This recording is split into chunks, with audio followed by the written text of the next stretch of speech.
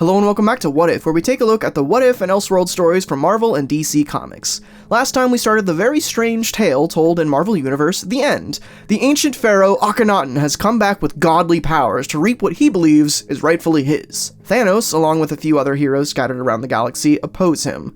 Let's see how that continues to shake out.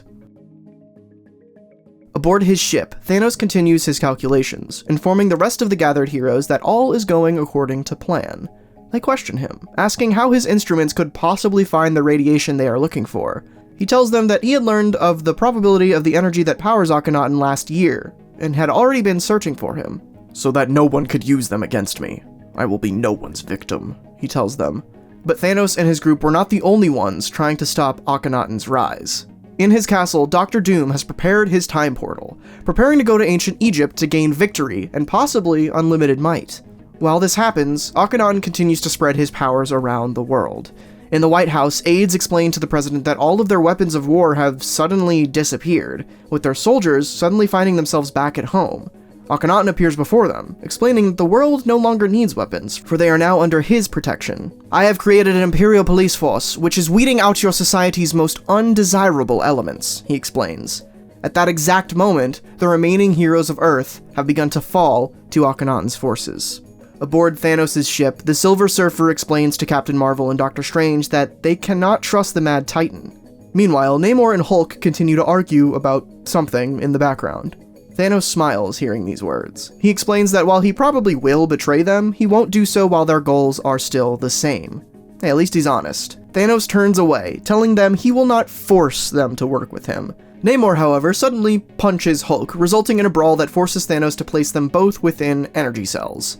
I guess their earlier argument didn't end well. Over in Latveria, Doom is ready. With the press of a button, he is folded through time and reappears in ancient Egypt.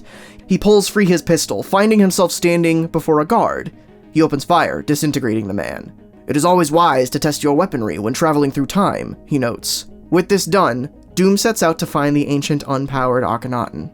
Having cloaked their ship from the scans of the Celestial Order, Thanos continues forward. Eventually, they near the radiation source they've been searching for, the origin, which all other power throughout time and space springs from. It is a phenomenon which I have dubbed the heart of the universe, he tells his group. While the others are distracted, Strange confers with the Silver Surfer, agreeing that they cannot trust Thanos, and that the cosmic being should be ready, since he is the only one who has the strength to defeat him. Back in the past, Doom continues his search. He finds the ancient pharaoh wandering drunkenly through the Valley of the Kings.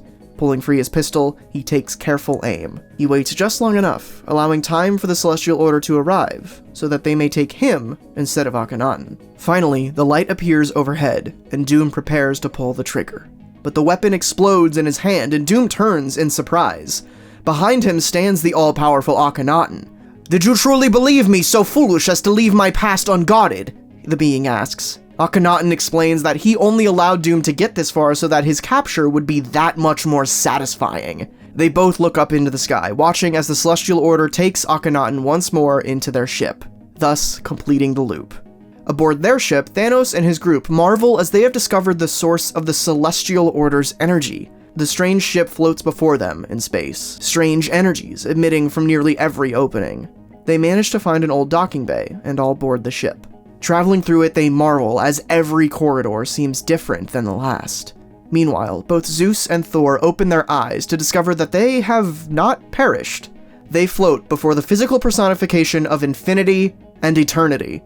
They bow before these cosmic masses, begging them for aid in the fight against Akhenaten. But they cannot help, for their gazes have been clouded. They can only see the here and now. The advent of Akhenaten has upset the balance of the universe. Infinity tells them that the destruction of everything they know is nearing. Aboard the ship of the Celestial Order, the defenders enter a chamber, stunned by the sight they see. Before them lays the heart of the universe, a glowing mass of energy. "Hulk needs sunglasses," Hulk whispers. Suddenly, a maintenance droid wanders into the room, and Hulk can't help but smash it. Within moments, the room is filled with members of the Celestial Order. "Let us go down fighting, defenders," Thanos shouts, as the battle begins. The heroes launch themselves into the fight, attacking the celestial beings. Thanos turns, sending a blast of energy and destroying the siphoning device, denying his enemy their omnipotence. More of the beings begin to flood into the room, and the team tries to defend themselves, but Namor falls. Thanos tries to command them, fighting alongside the defenders, but he knows they cannot win, and Strange falls next. Thanos finally turns, telling Captain Marvel to hold them off as long as he can, as Thanos runs for the heart of the universe. He leaps inward, hoping that his body and training will be enough to withstand the sheer power of the energy that will course through him. In moments, he realizes his flesh was not up to the task.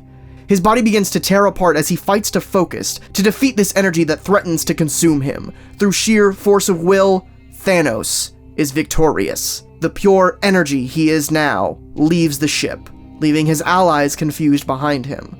An instant passes, and they have no time to act as the ship explodes, killing them all. Disoriented, Thanos reconstructs his being, appearing once more as he floats through space. Dark deeds require his attention. He appears in ancient Egypt first, watching as Doom prepared to shoot Akhenaten. Once again, the pistol explodes, revealing the all-powerful Pharaoh. But this time, Thanos is there. He rips the Pharaoh through time and space. Akhenaten tries to fight back, shocked that Thanos has tapped into the heart of the universe. Every energy blast he throws at Thanos has no effect, however. He throws everything he has at the Mad Titan, but it is not enough. Thanos hits him with a blast, explaining that he is all. He is everything.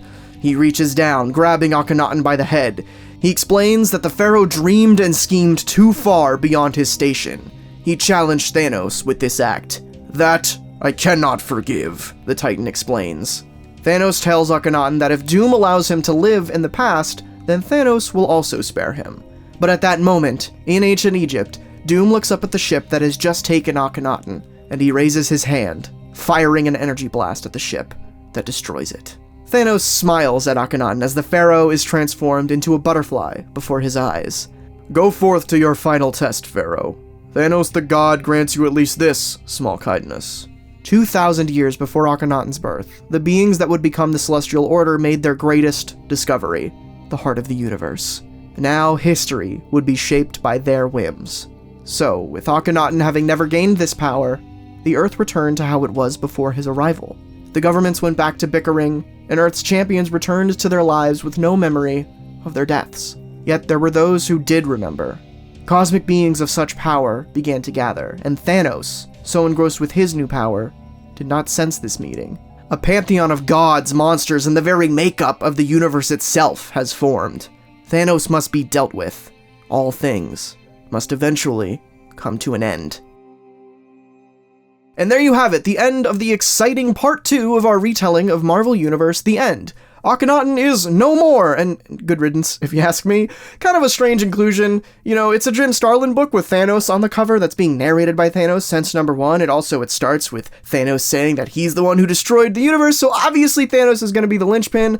I'm not sure why they didn't just start with him, but hey, maybe Akhenaten has some literary use that I'm just not getting. Anyway, tune in next time to see the inevitable conclusion of this series. If you want to catch it early, be sure to check out our Patreon at patreon.com/Comicstorian, or become a member here on YouTube. Thanks for watching, and I'll see you all next time.